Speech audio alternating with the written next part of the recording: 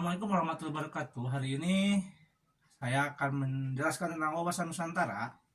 Wawasan Nusantara terbagi menjadi tiga kategori, yaitu historis, sosiologis, dan juga politis. Pertama, kita akan menjelaskan tentang historis keberadaannya wilayah Nusantara. Menurut yang saya baca di sini, Perdana Menteri Insinyur Haji Juanda Katwajaja tanggal 13 Desember 1957 menekankan deklarasi yang dikenal dengan nama Deklarasi Juanda 1957. Isi pokok lembar laut teritorial luar Indonesia 12 mil dihitung dari garis yang menghubungkan pulau terluar Indonesia. Tidak ada lagi laut bebas, laut sebagai penghubung. Ada juga dalam konversi PBB pada tanggal 30 April 1987 yang bernama The United National Competition of the Law of the Sea UNICLOS. Indonesia diakui sebagai negara kepulauan archipelago state. Diratifikasi Undang-Undang Nomor 17 Tahun 1985 dalam Konferensi Hukum Laut tersebut, wilayah teritorial perairan menjadi 200 mil mencapai 5,9 juta kilometer persegi, terdiri 3,2 juta kilometer persegi perairan teritorial dan 2,7 juta kilometer persegi perairan zona ekonomi eksklusif.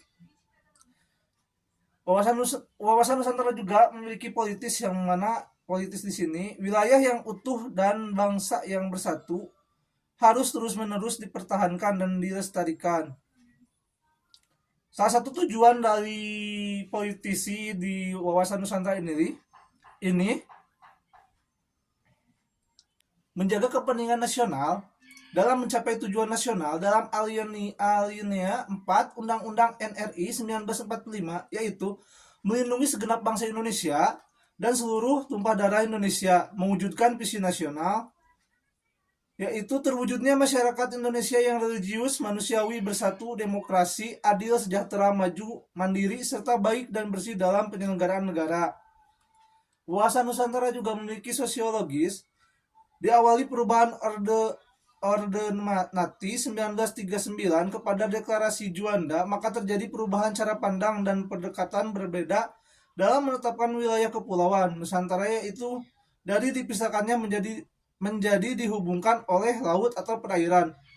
Jelas ada kesatuan wilayah Nusantara, tidak terpecah belah. Diikuti dengan adanya pandangan bangsa Indonesia terhadap satu kesatuan politik, ekonomi, sosial, budaya, dan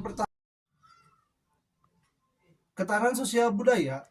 Kondisi kehidupan sosial budaya dijiwai kepribadian nasional dalam Pancasila, mengandung kemampuan membentuk dan mengembangkan kehidupan sosial budaya manusia Indonesia yang beriman dan bertakwa kepada Tuhan Yang Maha Esa, rukun, bersatu, cinta tanah air, berkualitas, maju dan sejahtera dalam kehidupan yang serba selaras, serasi, seimbang, serta kemampuan menangkal penetrasi budaya asing yang tidak sesuai dengan kebudayaan Indonesia.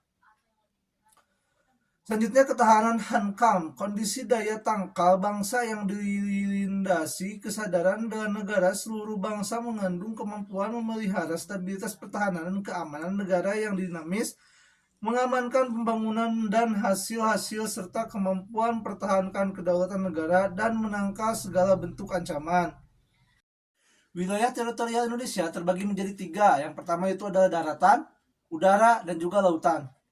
Yang pertama itu wilayah laut. Wilayah laut teritorial Indonesia itu luasnya sekitar 3.273.810 km persegi. Teritorial lautnya itu 12 mil, zonasinya itu 200 mil. Sedangkan teritorial wilayah udara bebas yaitu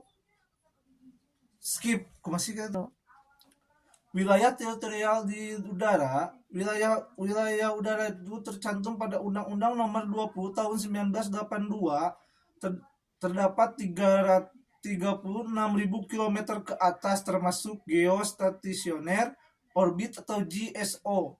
Selanjutnya ada wilayah kelautan atau perairan. Pada Orde 1939 3 mil.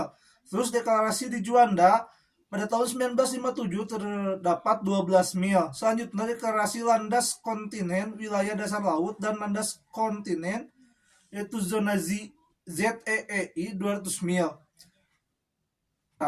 merupakan perwujudan kepulauan Nusantara sebagai satu kesatuan politik yang mana implementasi dalam kehidupan menciptakan iklim penyelenggaraan negara yang sehat dan dinamis, terwujudnya dalam pemerintahan yang kuat, aspiratif, dan terpercaya sebagai penjelmaan dari kedaulatan rakyat. Selanjutnya, satu kesatuan sebagai ekonomi. Implementasi dalam bidang ekonomi harus mencerminkan tanggung jawab pengelolaan sumber daya alam, memperhatikan kebutuhan masyarakat antara daerah, timbal balik serta kelestariannya. Selanjutnya, menjadi kesatuan sosial budaya. Implementasi dalam kehidupan sosial budaya, Indonesia adalah satu, mencintai kehidupan yang rukun dan bersatu tanpa membedakan suku, agama, asal-usul, golongan, dan status sosial. Selanjutnya, satu kesatuan pertahanan, keamanan. Implementasi dalam bidang HARKAM, kesadaran cinta tanah air dan bangsa yang lebih lanjut akan membentuk sikap bela negara pada tiap negara. Wawasan Nusantara sebagai geopolitik Indonesia. Dalam bahasa Yunani terbagi menjadi dua, yaitu geo dan juga politik. Geo berartikan bumi atau dataran yang kita pijak. Politik adalah kesatuan masyarakat yang terdiri sendiri ataupun negara, atau bisa disebut TEA atau urusan.